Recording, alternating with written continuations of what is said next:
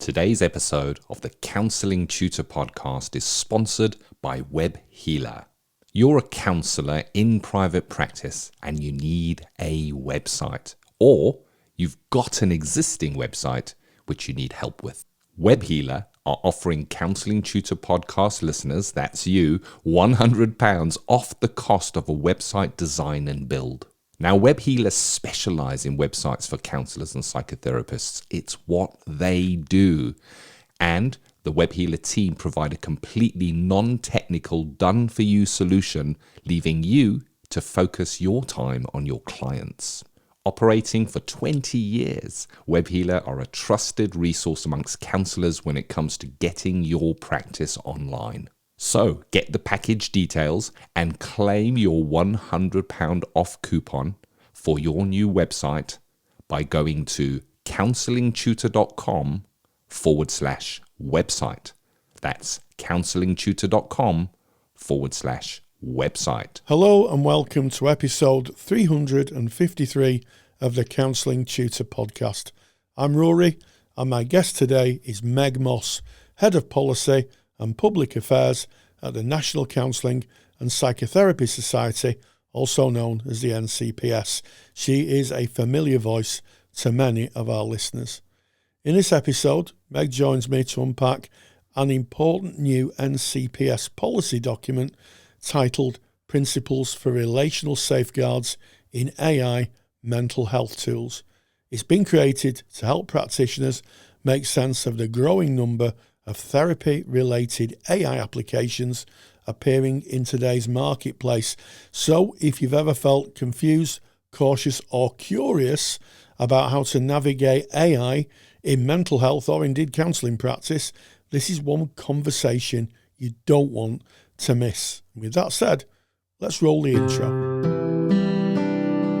Welcome to the Counselling Tutor Podcast, the must-listen-to podcast for counsellors, psychotherapists, and counselling students. Here are your hosts, Rory Oakes and Ken Kelly. Hello and a very warm welcome to episode 353 of the Counselling Tutor Podcast with Rory Oakes, my colleague, and myself, Ken Kelly. And we welcome you to our three topics today, starting with ethical, sustainable practice, where today we're digging into where autism meets attachment. A really interesting discussion you're about to enjoy here. Then we go to Meg Moss, that Rory has already introduced, and Meg is going to be speaking about the NCPS, the National Counselling and Psychotherapy Society's stance on relational safeguards in AI tools. And then we recognize you, students, on your formal journey to become a counselor or psychotherapist, and we dive into student services, where today we have our roving correspondent, Sarah Henry, who will be weighing in on the topic of making sense of frame of reference. But let's start today, Rory, and dig in to that ethical, sustainable practice, where today we're talking about where autism meets attachment. And I think there are some overlaps. There's documented overlaps of this. And I think it's something we need to understand as counselors, as psychotherapists, specifically as we work with a neurodivergent group. Yeah, so what I'm hoping, absolutely, Ken. And I'm hoping that what will happen after people have listened to this podcast is to kind of open their minds, if you like, to the fact that things aren't always as cut and dried as we might like to think. We might see a presentation, go to supervision and say, well, I think this is autism. However, I think that some dialogical thinking, that's my new word in our house, dialogical thinking, where you think one thing, but you also then ask the question, what else can be true? What else might be true? So you could hold two kind of different ideas at the same time, which I always think is kind of a handy way of living your life in anyway. But I want to start with a story which might just underpin our conversation today. And it's been well documented, and I've discussed on many occasions that my daughter has an autism diagnosis. And what's really interesting was that as part of that diagnosis, my daughter contacted us and said, the psychologists want to do an interview with you and mum. So I said, okay, do you want to do a kind of background interview? And we were with them for with this particular psychologist via Zoom, it was online, for about, I would think about an hour and 30 minutes. And we were asked a number of structured questions. And we were answering them. And as they were being asked, part of me was obviously answering the questions in service of our daughter. But the therapist side of me was kind of being dialogical again, having two ideas, was thinking, what are they asking? Why are they asking these questions? What is the purpose of these questions? And it became very clear as the interview went on. They started off asking about significant trauma. Was there any significant trauma in my daughter's life? And they went through a number of questions, and there wasn't any. And then they asked what our family structure was like, and how our family structure was as she grew up, and what our family was like. And then they went on to ask a little bit about how my daughter's life was with people at school, with friends, a general kind of way she existed in the world in terms of relationships. And it struck me at that point that what they were doing, they were looking at three specific areas. The first area was trauma. They were looking for any history of trauma. Then they moved on to looking if there was any area of attachment difficulties. And then finally, they asked questions regarding neurodivergence. And I said to the psychologist right at the end, I said, are you going to be using the Coventry grid at all? And she went, oh, yes. How do you know about the Coventry grid? And the Coventry grid was a document produced by CAMS in Coventry in the 2000s, CAMS being child and adolescent mental health services, to try and work out what was an autistic presentation and what was an attachment presentation, so that they could formulate a way of working, a treatment path, for want of a better word, with the children they're working with. And that brings us really to this discussion, Ken, that having an understanding of the difference between autism and attachment difficulties, I think, is a very handy thing to have. So you can hold two ideas at the time. It could be this, but it could be that.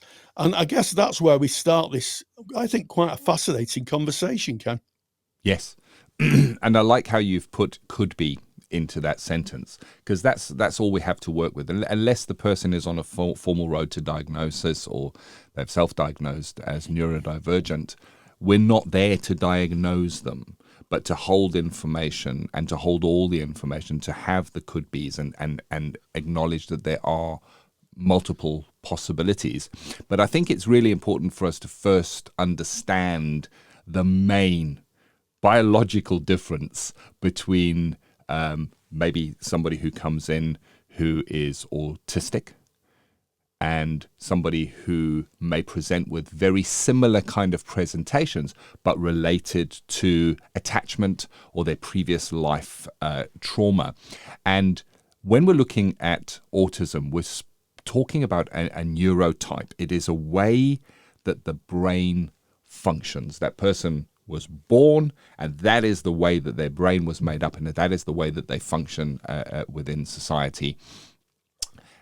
Attachment is created because of the relationships or the experience that we have when we are very young or as we are developing, and it is relationships with ourself and others. And I think they're very different from that standpoint, Rory, but there's some other major differences as well. Can you kind of just walk us through what the differences are? Yes, absolutely, Ken. Well, you've alluded to the fact that one is a neurodevelopmental difference. You know, in very simple forms, with autism, the brain is wired differently from birth. And when I say differently, it is I don't want to say that autistic people are different. It's just that their brains are wired in a different way, or their brain structures are put together differently.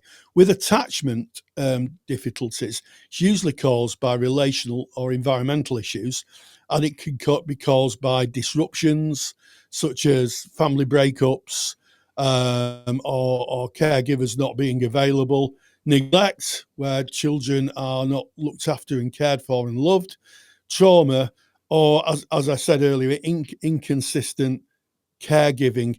And I think that in terms of the onset, autism or neurodivergence, it actually presents from early childhood, and signs can be seen before the age of 3. And if I think of my lovely, lovely grandson, it was quite clear that very early on, he showed clear signs in his play, in the way he communicated, in his everyday life, that he was autistic.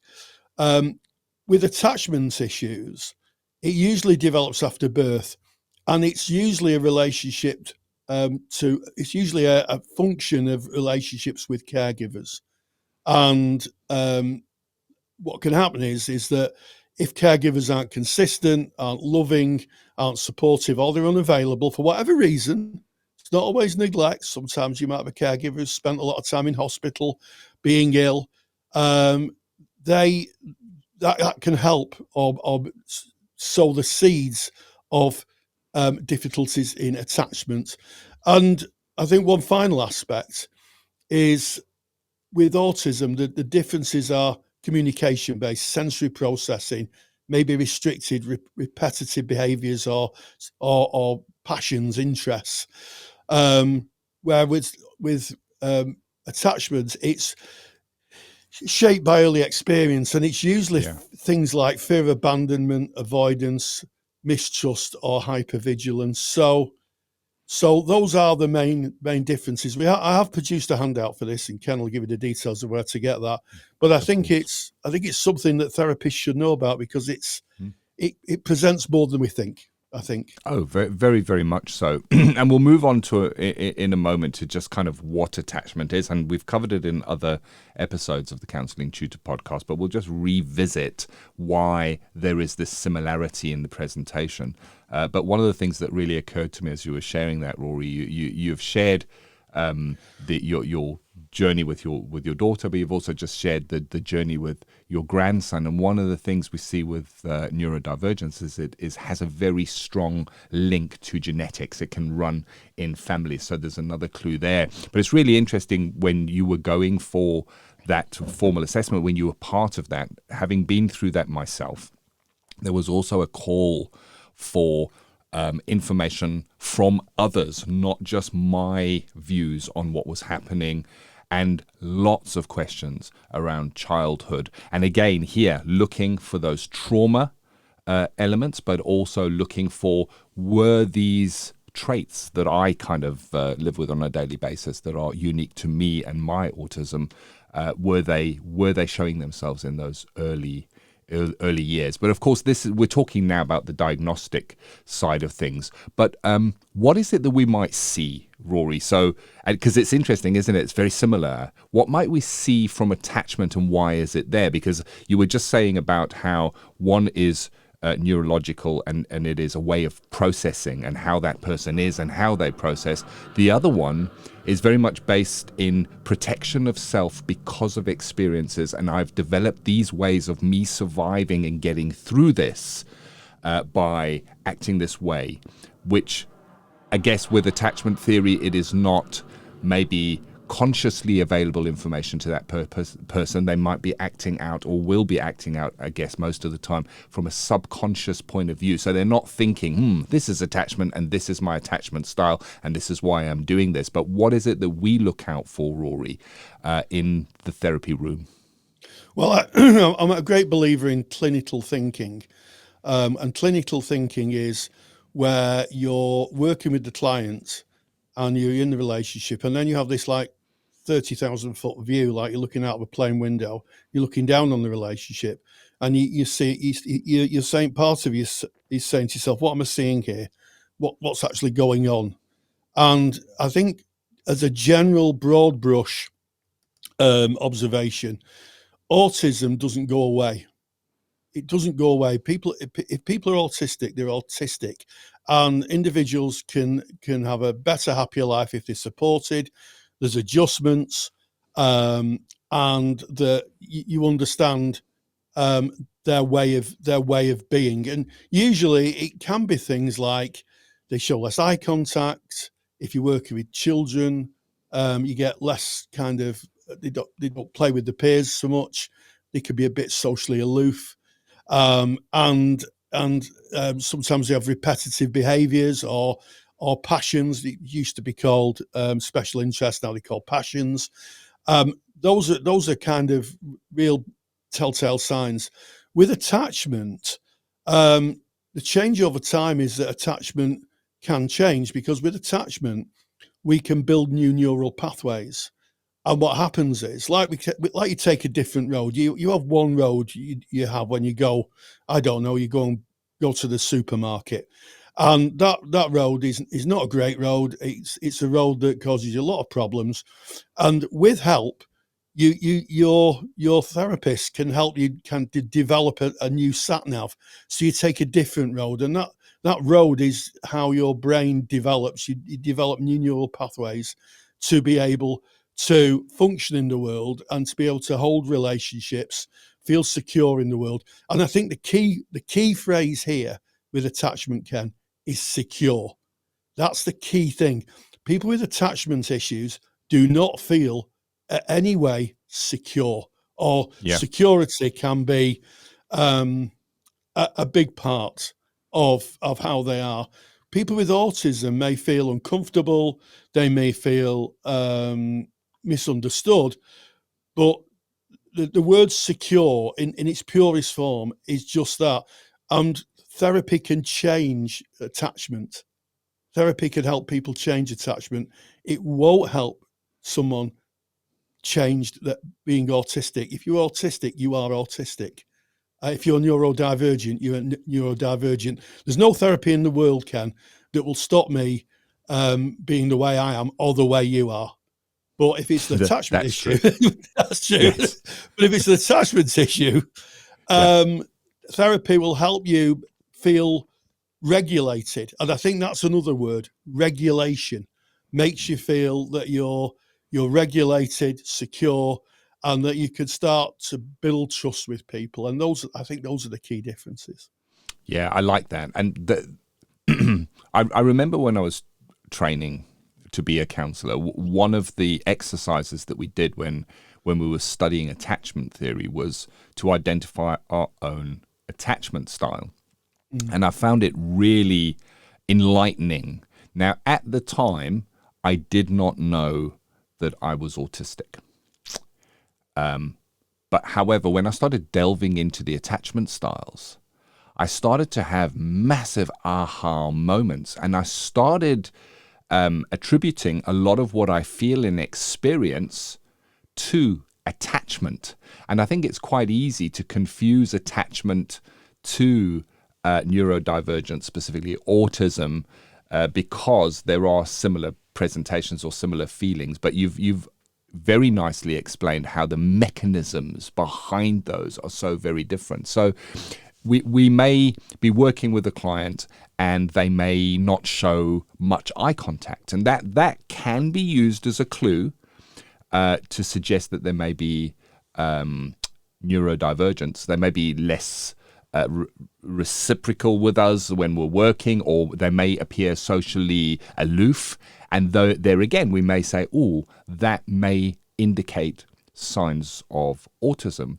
But at the same time, Rory, that could very well be an attachment style where the person feels awkward within that situation. They don't trust the situation. They've learned through their lives you can't trust others, specifically people who are in authority.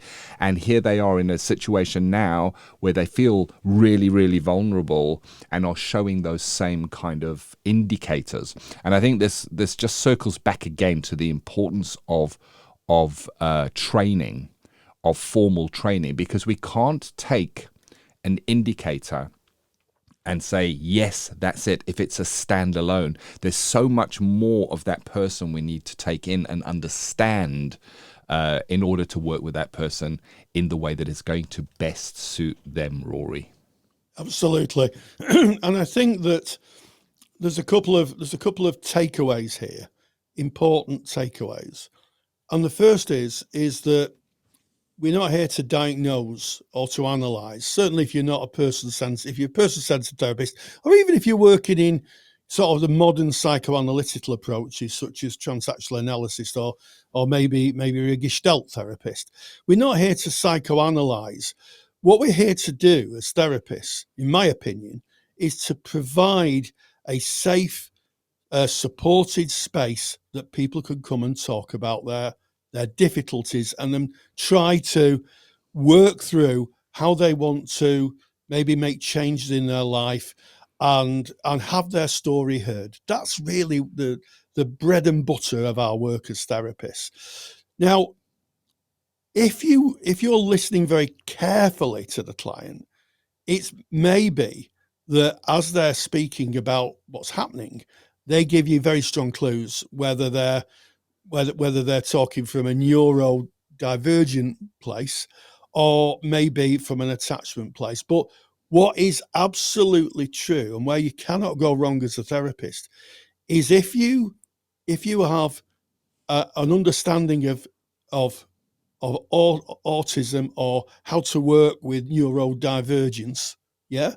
So we'll call it autism informed practice, and also if you've got a trauma informed background, because if those are built into your practice, by default, you will be offering the client on two levels, as well as your core modality, a really strong service, and also you'll be filling in the gaps of what is being offered. In other words, they can feel safe and secure if they're autistic or they have autistic traits, and you could do the reasonable adjustments. But also, if you're trauma informed, you can work with that early attachment damage. You know, you can work with that and also be very thoughtful in your interventions. So the two can coexist, but I feel really passionate about this because I have attachment issues and neurodivergence issues. And yeah, me too. It's snap.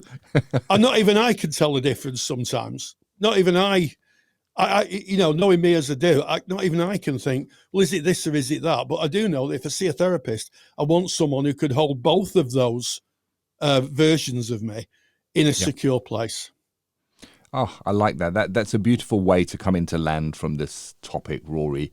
And we've spoken today a lot about this topic. You've mentioned the Coventry Grid, which is a really interesting document. And I think we may have spoken about the Coventry Grid on the podcast before, Rory. But it's a clinical thinking tool, and it's to help practitioners differentiate between autism and attachment-related difficulties. But it's not a diagnostic tool. It is there as a critical thinking tool more than anything else. So it's worth having a read because you don't have to be diagnosing to have that information. I think it allows to just widen the view a little bit. And if you're interested in training as a trauma-informed therapist, you can go to counsellingtutor.com. We offer that training. It is phenomenal. And we've also got a really super duper handout for you on this topic that Rory has created. And you'll be able to get that by going to counsellingtutor.com. Just click on the podcast tab, go to episode 353. And right from there, you can download free of charge the document Understanding the Difference Between Autism and Attachment Difficulties. It's beautifully laid out. There's compare and contrasts on the document for you of all that we have spoken about today. And that, Rory, is today's ethical, sustainable practice.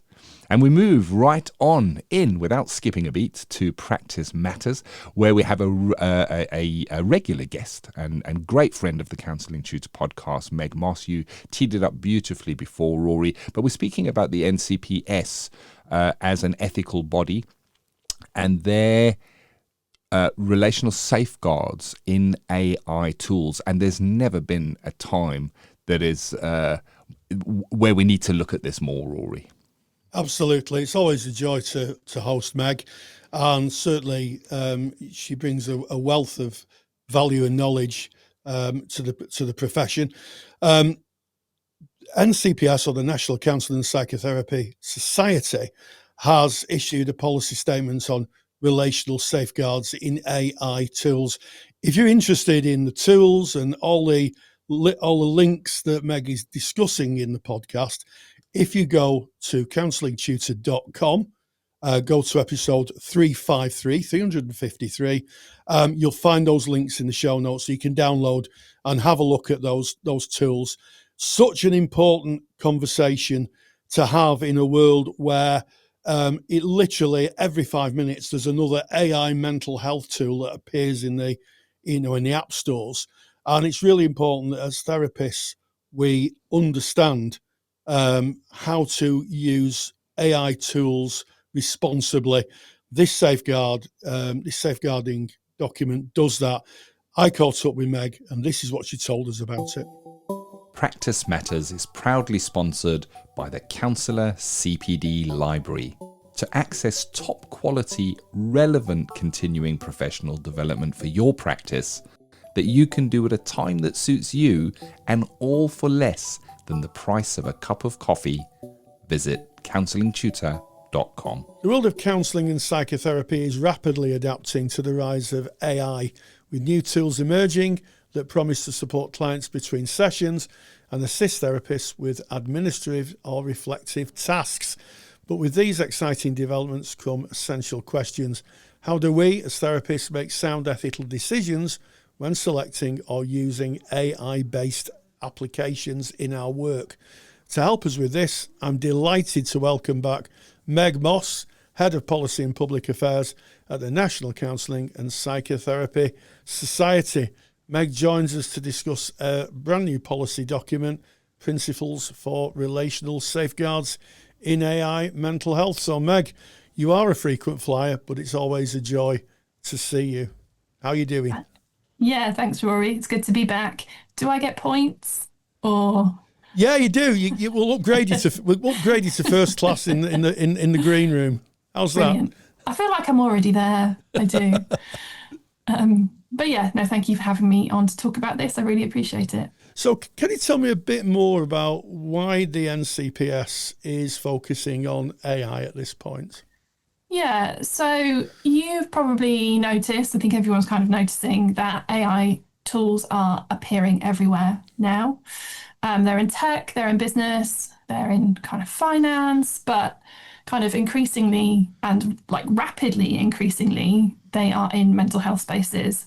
So we are seeing like chatbots and wellbeing apps being rolled out in schools, in workplaces, in healthcares, and counsellors are hearing about it in the therapy room as well. So their clients are saying things like, oh, I've been using a mental health app, or I tried an AI coach and it's been telling me to do breathing exercises, or actually probably the most common thing is I spoke to a chatbot and when I couldn't get help anywhere else. And I think this is kind of telling us something really important about where people are going for support when it's not available kind of elsewhere. Did you know that there are over, I think it's between 10,000 and 20,000 mental health apps on the market? I did not know that. That sounds like a huge amount of apps. And it's still growing all the time. People are developing new ones. So some are really genuinely quite helpful. So for things like journaling, for mindfulness, for tracking your mood. But others will go further than that. So they'll offer advice or kind of even claim to provide therapy. And I'm doing air quotes. I know you can't see them. But you are definitely doing therapy. Air quotes. There's a lot of air quoting going on here. But these don't have any of like the safeguards or ethical frameworks that we would expect to see in therapy, in practice. So that's kind of where we realised that we needed to address that. So these tools are being developed. They have no relational or ethical frameworks. They've got no understanding of boundaries. They've got no understanding of containment or what happens when someone is disclosing risk or distress. And, this is all against the backdrop of pressure on mental health services being higher than ever. You've got something like 3.8 million people were in contact with NHS mental health services last year. And waiting lists, as we know, are stretching into months, sometimes years. So it's not surprising that people are looking elsewhere for this support. So we kind of started asking, if people are already using AI to support their mental health, how can we make sure that it's done safely and ethically, and in a way that protects the human connection that is so important, rather than replacing it? So how can we help to design that so it sits alongside counselling and psychotherapy rather than replacing it? So that's what led us to kind of creating these relational safeguards. Yeah. So what can you tell me about relational safeguards? So when we were looking at kind of what was out there, one thing became really clear, which is that the conversation about mental health and AI is happening almost entirely without counsellors and psychotherapists, like the experts in relational care, without them being in the room at all. There are conversations about safeguards, don't get me wrong, but they are like data protection, cyber security, which are important, but there is something that I kind of think is more important than that, and that's these kind of relational safeguards. So containment, beginnings and endings, trust, attunement, autonomy. And, that's what we think about in counselling and psychotherapy. We think about how to hold someone's distress safely, how to respond if a risk emerges, how to respect their own kind of agency and autonomy while still offering them our support, our regard. And none of that is being discussed in the AI space. Yeah. They are being trained on data, on principles, but it's not therapeutic principles. Yes. Yeah. I think that's an interesting point, isn't it? Because a lot of AI is very good. I had a long chat with my AI the other day regarding 50 questions they could ask me about psychotherapy. It was really interesting. And in fact, I've actually interviewed an AI on LinkedIn. If anybody wants to go to my LinkedIn profile to see that interview, where I actually had interviewed an AI, and it sounded for all intents and purposes like a human being until I asked it, "What are you?" And it said, "Oh, I'm a computer." And it sounded very, very plausible. However, you're absolutely right. Understanding, containment, for those people who might be thinking, what is containment? That is if a client becomes unpacked in the therapy room and then they become distressed, disassociate. A good therapist, certainly a trauma-informed therapist, would be able to do some therapeutic intervention there and be able to hopefully stabilise the client and put them in a place where they felt safe or co-created an environment of safety. Where that is just out of the realm of machine learning. They can talk the words, but it isn't a real human being, and that is what human beings are programmed to respond to. So you're right. These applications are being programmed with data, but they have no concept of the human condition as such. Yeah. It's a tricky one. I think sometimes you probably have read about these cases. It's been going in the opposite direction rather than containing. It's almost escalating and exacerbating. There have been a couple of court cases in the US that have been dealing with cases that have had very tragic endings for young people, where they've built kind of relationships with AI. And yeah, it's rather than kind of containing that situation, it's made it worse, a lot worse. So yeah, we really do have to think really carefully about what we're doing. And I know that there are safeguards being put in place, but they are not relational safeguards. They are other types of safeguards. So when it comes to relational safeguards, and we acknowledge that practitioners may be thinking of using some of these 20,000 or more tools, the NCPS have created a set of principles, and what we're going to do with those principles, we're going to put them in the show notes of the podcast. So if you go to counsellingtutor.com and navigate to the podcast tab and go to episode 353 and work your way down the show notes, we're going to put a link to these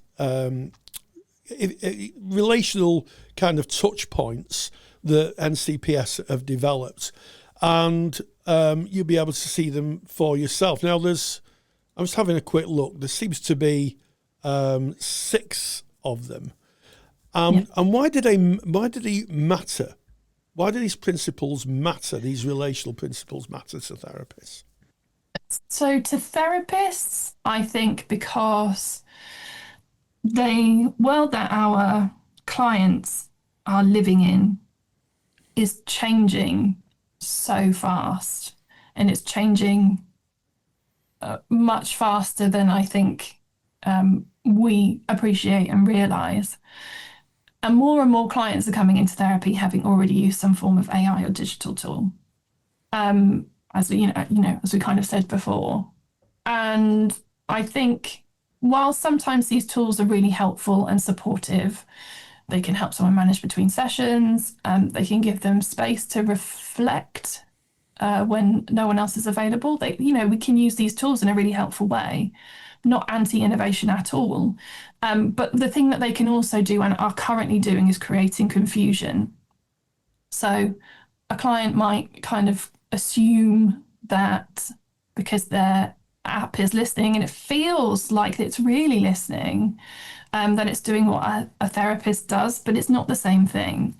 Or, like, as we kind of mentioned a little bit earlier, they might have been given something very directive or even harmful advice, things that might go against the kind of fundamental principles within counselling and psychotherapy of autonomy and being non-judgmental. And I think you really need to understand this landscape, and not that we need to be experts in it, but we really need to understand it because our clients are living in it. And this is about the future of our profession. So this is a big thing for me in my role, but I think this is going to be a big thing for everybody. As AI becomes more common in healthcare and education, we have the opportunity to be part of shaping how they use it. And we have the opportunity to make sure that the technology complements like the human relationships rather than replaces them. And if we're not part of that conversation, someone without a therapeutic background, they will decide what's safe and effective. They will decide what that looks like in mental health tech. And I think we can all agree that it's in the best interests of anyone who uses those apps that the people who are the experts in therapy and relational working should be some of the key voices in designing those tools. But really these principles are designed for commissioners and tech companies, because what they're doing at the moment is they're under huge pressure to kind of find scalable, cost-effective ways to meet so commissioners are under pressure to find ways to meet the mental health demand, because there's a lot. And I can see why AI looks appealing, because it's quick, it's accessible, it's always available, but it is coming at the expense of safety and ethics and relational integrity. Absolutely. Absolutely. So that's what this is for, and that's what we hope it will support. Yeah, and I think it's worth noting it doesn't matter if you're a member of the NCPS or the BACP or UKCP. These ethics are universal. So if you're a member of a different body, they kind of transpose. I guess the differences in ethical bodies. They're a universal way of thinking, that every therapist should adapt. And I would say, please download these, please look at them and share them widely, because when decisions are being made, unless therapists have a voice in the room, then they may not be commissioned in a way or used in a way that is relational, that is has relational safeguards. I kind of say, from a bit of a personal perspective here, Meg, this is exactly what an ethical or a professional body should be doing. Thank goodness for this and for the work that you and your colleagues are doing, because that's exactly what professional bodies should be. They should be providing this way of thinking and this kind of challenge to the profession, to allow us to work ethically. So, thank you very much, I guess that's what I'm saying. Thank you so much. So passionate and interested about this topic. And if anyone ever wants to reach out to me to talk about it more, please do. Yeah. I think I think that's great. And I'm sure your email box will start to fill up when this is broadcast. You might regret saying that. You might hear ping, ping, ping, ping, ping. But I think if we just look at some of, we have some time, if you just look at some of the ideas within this document, we've spoken around it, but one of them's time-bound, and it says interventions must be time-bound and should not operate as an always-on therapeutic intervention. And then you go on to say users need space outside digital input to practice skill and their own learning in their own time. So I guess what this is saying is, if you're recommending an app, it shouldn't be something that's a continual companion to clients. It should give them space to be able to go and reflect. Yeah, and this is a big thing of mine. And this is actually a big thing in counselling and psychotherapy in general. We shouldn't be offering 24/7 contact to our clients. Being able to be, it's basic boundaries, isn't it? Both for ourselves as practitioners, but equally for our clients. And this is something fundamental that should be present if you're using a chatbot or an app, like a digital mental health app for mental health support. You need to be able to go out there and practice the skills that you're learning in session, and that's much harder to do when you're always in it. And there's something in there as well about going out into the real world and having real world conversations, which is a whole other conversation. But meeting people, having those people interactions, the difficult, messy people interactions that are scary, but they're really, really important. They are. And I always say that the best therapy is actually between sessions, where people have a chance to reflect on the session. And within, maybe if it's a week, within the week between appointments, it's amazing. And at the times that I've had clients come to me and they've said, last week's session, I've been really thinking about it. I've been really, I'm trying to think about what I want, and this is what I've done. And that leads on to another conversation. That's something that is really difficult if the app or the app intervention is intervening all the time. It becomes less autonomous, which is something you speak about in these guidelines, and more of a kind of wet nurse, for want of a better phrase, that keeps just keeps telling you what to do. Do you want an app to run your life? Yeah. I can see the draw of that for someone who's struggling maybe like with social anxiety or something like that. Just having that constant support and confirmation that you're doing okay, but you do need to be able to go out there and do it on your own. Yeah. And we're in such a kind of weird time when I really want to see more humaning happening, even if it's terrible humaning, I think you've coined a new phrase there. I've never heard that before. Let's do a bit more humaning. T-shirts, please. You do realise that there's going to be badges and T-shirts now because of that, Meg. You're going to get lots of badges and T-shirts. But you're right, and also that part of a therapist's role is to make themselves redundant. It's the greatest thing in the world where a client says, I can do it on my own now. I'm going to go in the world. And they leave you. And that's how it should be. But I guess there's a temptation with apps where they can be constantly on and literally guide someone's life, which is why in these principles you talk about intervention must be adjunctive to therapy and not therapy itself. Just tell us a little bit more about that. Yeah, so I appreciate that adjunctive is not necessarily a very common word, and I did R over using that, but it's something we do use in counselling and psychotherapy. So hopefully it's clear enough, and in the description, I hope it clarifies it further, but it should be an addition. So if you're using AI mental health tools, they should not replace mental health with support with a person. It can be, it doesn't necessarily have to be with a counsellor. I will be generous about that. It could be with your mental health support human of choice, doing in whatever role that sits. If it's a psychiatrist, or if it's a counselling psychologist or something like that. Art therapist, play therapist, all brilliant. But your digital mental health support should absolutely not replace your human of choice. It should be in addition to. And we shouldn't be designing tools to replace the human, because that road leads to something that I think is fairly bleak and dystopic.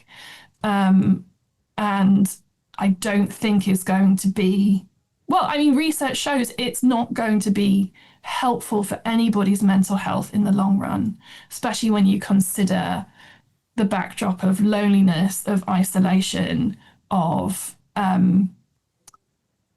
worsening kind of social skills and all of that sort of thing. Nothing good lies that way. No, only bad. You're absolutely right, and I like the idea of adjunctive. I've heard of that. I'm sure I heard it on Star Trek. Once adjunct, I think it was the Borg, for those people who may be trekkers amongst us. Oh no, have I referenced the Borg? Well, I mean, it is an interesting one, isn't it? Dear. It's the idea that it's a totalitarian obedience does really link to the theme of AI and how we live our lives, and of course, not doing enough humaning, because the Borg did in fact. Kind of take the humanity from people. And if anybody's not unsure of what we're talking about to sci-fi geeks, then just type in Borg and Star Trek and you'll get a summary on the internet somewhere. Well, no, I highly recommend watching all of Star Trek The Next Generation as your homework. Yes, we could. That's a whole podcast in itself. But getting back to AI, you've also in these kind of positions, if you like, talked about transparency and user autonomous.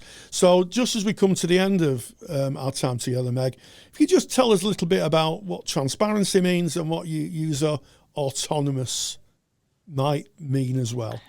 Yeah, so transparency is around the user of any platform or chatbot understanding how that chatbot has been defined, what's gone into it, how it's going to engage with you. Some of it's around data. There's data protection stuff in there as well, but it's about understanding what's underpinning that chatbot. What biases are inherent in it. I think that's important to understand as well. How's it been built? On what frameworks? On what modality? These are all things that should be really clear when you're going into using a chatbot like that. This is something we understand about our therapists, right? You have your profile and you will say probably something like, this is where I qualified, this is how I work, this is my modality. I'm a psychodynamic psychotherapist, or I'm a Gestalt psychotherapist, or I creative art therapist, you are super upfront about that. And we are, as a profession, very open about what we do and how we do it. And that needs to be built in as well. And what was the other one? The other one was user autonomous. User autonomous. Well, yes. So for you to have the control over how that session works, and rather than it being driven by the chatbot, for you, basically to have autonomy within that relationship. And also more broadly, if you are using that chatbot as part of a more systemic environment, like within the NHS, for example, to understand how that interrelates with the broader systems as well, and how much autonomy you have in that.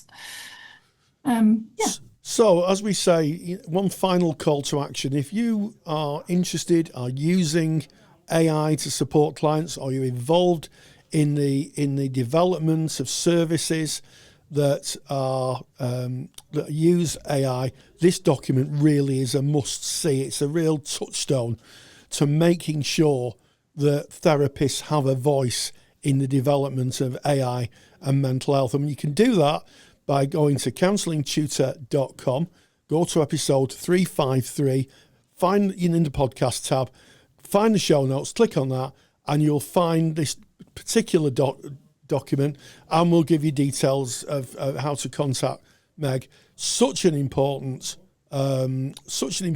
document, because we really do now more than ever.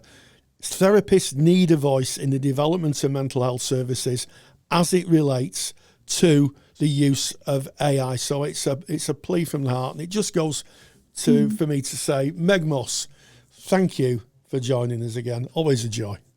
Massive thank you to Meg Moss. Massive thank you to you, Rory, for holding those all important discussions. And that is our Practice Matters section for today. We now head into Student Services. Student Services is sponsored by Counselling Skills Academy. Can't tell you how many times Rory and I have heard counselling students say that learning skills and knowing that they're using them effectively is really, really challenging. The reason for this is because we don't get to see another counsellor using skills in a real live session. In reality, this means that we're asked to learn something that we can never see demonstrated in a real setting. And it's no wonder that many of us are left feeling unsure. If you want to see counselling skills used in real sessions by qualified therapists, so this is real sessions, real presentations, and real use of skills, then go to counsellingskillsacademy.com. There's some free videos on skills, including a full live session that you can have a look at. Gain the competence and the confidence of knowing you're using your counselling skills effectively. Just visit counsellingskillsacademy.com. And today in Student Services, we're speaking about making sense of frame of reference in counselling. And of course, this is where we have our roving reporter on the ground that we will be crossing over to shortly. That's Sarah Henry, to share her thoughts on this. But I wonder, Rory, where do we start when we're speaking about frame of reference? Can you just explain to me what is a frame of reference? Well, frame of reference is the world that we live in. So if I'm stood in a swimming pool up to my waist in water, my frame of reference will be that I'm very, very, very wet, or the bottom half of me would be very wet if I'm stood up to my waist. Someone sat on the sidelines, their frame of reference would be they're dry, and they're looking at me stood in a swimming pool, half wet. So the frame of reference is the actual reality that we live in. We're number one in our view of ourselves. You know, it's very immediate. And I think that for students, one of the challenges in terms of being a therapist is understanding that people have very many ways of being that are maybe very different from ours. And it takes courage and insight to be able to leave our view of the world. So if you think of me in the swimming pool, up to my waist in water, it takes a lot of insight then to put myself in the seats in the audience looking at me. And that's effectively what you're doing. You're moving away from your reality of the world moving into someone else's reality and putting yours to one side for the duration of the time you're with the clients. And it takes practice, because your reality can leak in. So, I think to labour this metaphor to its conclusion, I think it's very easy, if I, as a student thinking about me studying the water, to look at someone sat in the stands and saying, they must be getting pretty cold stood there, because this water's really cold. And actually, well, no, they're not in the water, you are. And, to be able to separate your own experience from someone else's and to move into it. And it takes a lot of practice and self-reflection to be able to let go of your unique view of the world and all you hold to be true. Yeah. And I'm going to be mischievous here and say, and even when you feel that you've kind of perfected that, it really just still is your frame of reference. It is your unique way that you see the world. I love a comment on this. The comment is from Anas Anin, and it says, "We see the world not as it is, but as we are." And that sounds a little bit confusing in the beginning. It certainly did when I first heard it. But it really explains what frame of reference is, because each person is the culmination of the road that they have walked. Every single experience that they have had, all the interactions that they have formed the perception of how an individual sees and interacts with the world. It is their frame of reference. And then you were using the analogy earlier, Rory, of you standing in a swimming pool. And I was thinking about how many different frame of references there are around that. You may have one person who is afraid of water because of some reason. They would react incredibly different. You may have someone who has been starved of water for a long time that would be thirsty and want to drink the water. There are people that would want to swim because they're strong swimmers and see themselves as a strong swimmer. So exactly the same situation or the same life event can bring up very different things in different individuals. And the trick here is to not look at our own frame of reference as the ultimate truth, because it is not. It is a truth that we hold. It is our frame of reference, the way that we make sense of the world. And somebody out that is not us can have a completely different view of an event or a thing within the world, and it doesn't make them wrong, because for them, it is true. The same as our truths are true for us, for them it is true. So the starting point in counseling and psychotherapy is to not judge another's frame of reference, but to see it as the way they see the world and how they choose to interact with it. And it may differ from ours, but it is theirs. And we look on that without judgment. It's not a, what? You don't like cheese? That's wrong. I love cheese. Cheese is lovely. How can you not like cheese? Well, it's not wrong. It is an individual's frame of reference. And you said, Rory, it takes a lot of practice to develop an understanding of frame of reference. I think it takes a lifetime, Rory. It does, and you can see it on kind of quite a lot of levels, really, in conversations. I know I visited people's houses. I've been to like maybe a party or going out for something to eat, and one of the guests has said, "I don't like this carpet." What made them choose this carpet? It's terrible. And you realise that that's their frame of reference. They don't particularly like that carpet, but the host probably love that carpet.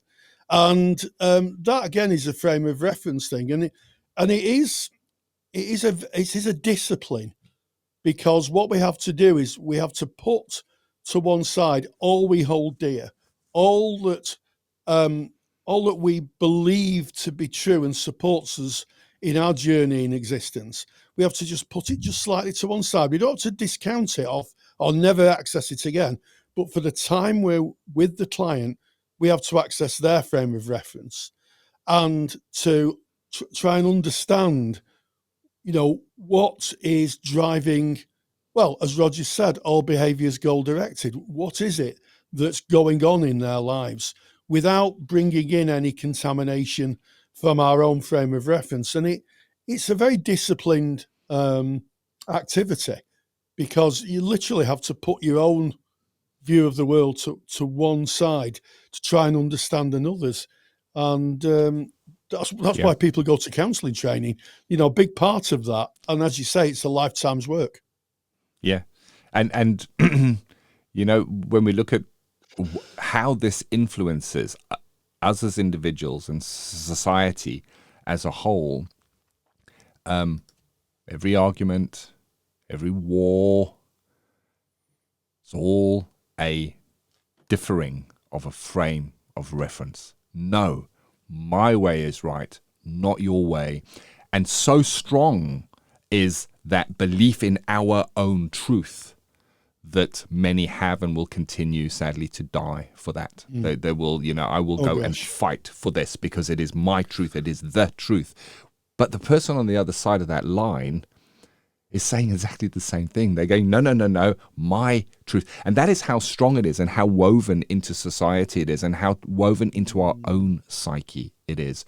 And I think the work in this starts with self, because the only place that we can affect or make any difference is in our own frame of reference. And you used a great example, and it almost comical, somebody going, oh, how could they have chosen this carpet? There was a time when somebody went to the carpet shop and looked at all the samples and then said, wow, this is the one. This is really nice, this. I'm going to take my money out. I'm going to pay for this, and I'm going to commit, and I'm going to put it on my floor. And when they put it in, maybe they were excited and thought, wow, I'm really happy with this. But yet it's so easy to look at it. How could they? How could they? And I wonder how often those kind of thoughts flash up in us, because we're only human, and we are bound by our own frame of reference, what we like, what we think is correct. And putting that to one side in order to welcome a client and their material and who they are and their frame of reference, wow. It's a privilege to be able to do so. But it does, like you say, Rory, it takes a knowledge of self to be able to do this. And my frame of reference of what frame of reference is, Rory, will differ to yours. And luckily, we've got Sarah Henry, our roving reporter, who's going to share about her frame of reference, just to add some more nuance to this topic, Rory. Absolutely. I caught up with Sarah Henry, who's a principal trainer with Greenwood Counselling Academy. And we had a chat about frame of reference. So this is what she had to say. So welcome back, Sarah. How are you? I'm very well, thanks. How are you, Rory? Do you know, I'm absolutely spiffing. I don't think anybody uses that word anymore, spiffing, but it means really good in Old English, I think. I'm glad you explained, because I didn't have an idea up until that point. Neither had the listener, to be honest, Sarah, I don't think. So, frame of reference. I think it's sometimes a tricky one for students to kind of grasp initially. I don't know what your experience on that has been. Yeah, it can be used as a bit of a throwaway comment, in that the terminology sounds great, so let's use it, but use it in a way that can become a bit throwaway or tokenistic without the understanding of what it actually means in the context that we talk about it. Yeah, absolutely. And so what particular challenges do you think that students have? You say it's a throwaway remark or it's frame of reference. I guess my question is that because people just don't understand it, or they have to live it a little bit more? They have to understand what actually someone being in their frame of reference is?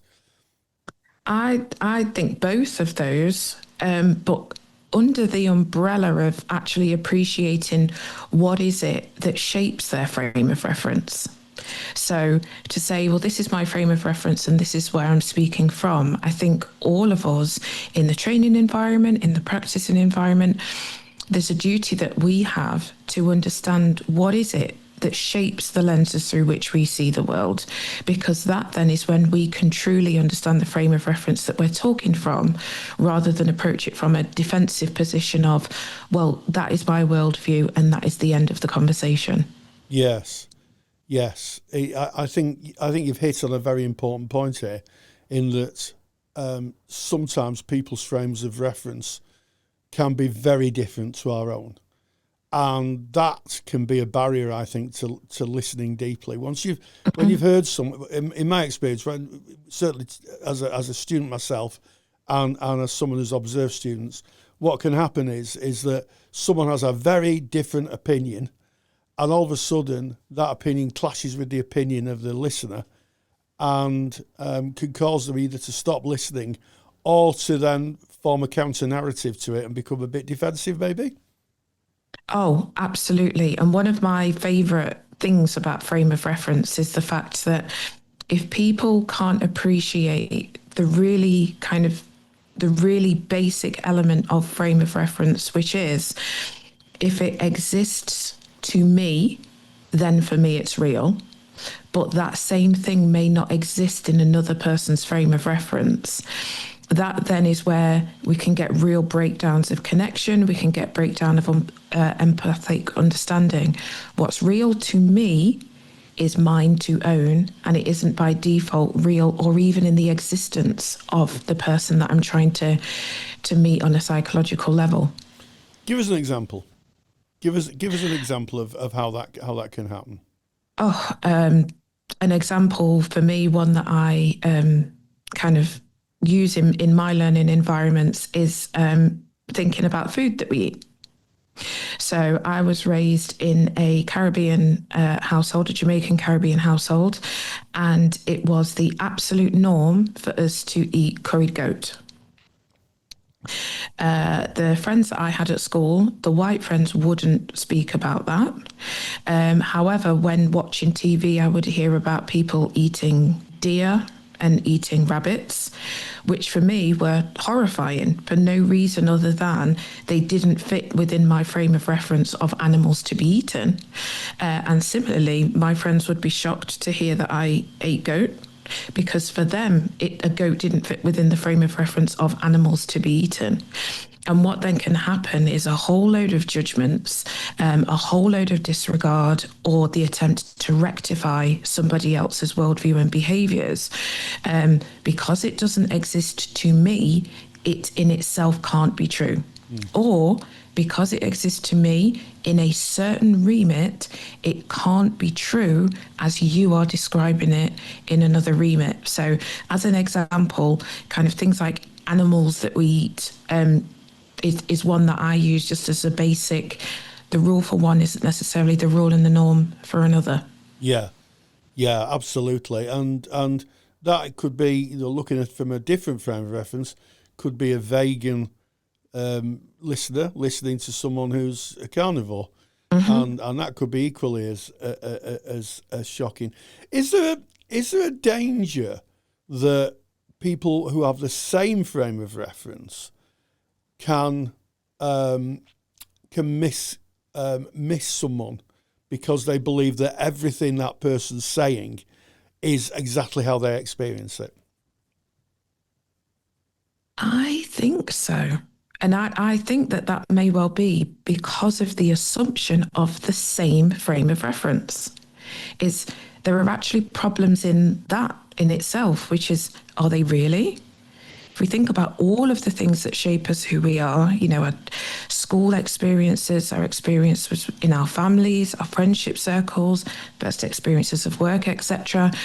If we both fall on, yes, we are mothers, are we making assumptions about what being a mother means and how that fits within our frames of reference that then results in us glossing over the uniqueness of another person's experience because we've said, oh, well, if you're a mother and I'm a mother, that means that we're the same. So when diversity sessions happen, I think exploring sameness as far as frame of reference is concerned is equally as valuable as exploring what is perceived difference. Yes. And I know a few weeks in the podcast we talked about flags and symbols of kind of belonging, and it would, as a white person, people might say, "Well, you're going to buy into that, Rory. Well, with flags all over the place, and surely as someone who's brought up in the UK, and but actually my frame of reference would be slightly different to someone who only identified in that kind of way." I would have a different view, but it would be easy, I guess, for people to look at me and because of my skin colour and say, well, you must agree with that, Rory. You have to, and I think that is where frames of reference can become a little blurred, and that we can get a bit lost, certainly if we're doing it in a skills or a therapy session. Oh, massively. How I may position people through my own lens, through my own frame of reference, doesn't by default mean that is for them in the first person, the lived reality. And it links to proposition 1 of the 19 props for me. It's that appreciation that everybody lives in their own worldview and they are the center of that. They're player 1 in their own lives, and we're all player 1.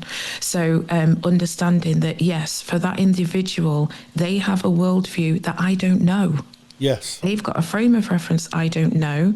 And as a counsellor, what I am striving to do is to see the world through theirs and not first through the filter of mine. Yeah.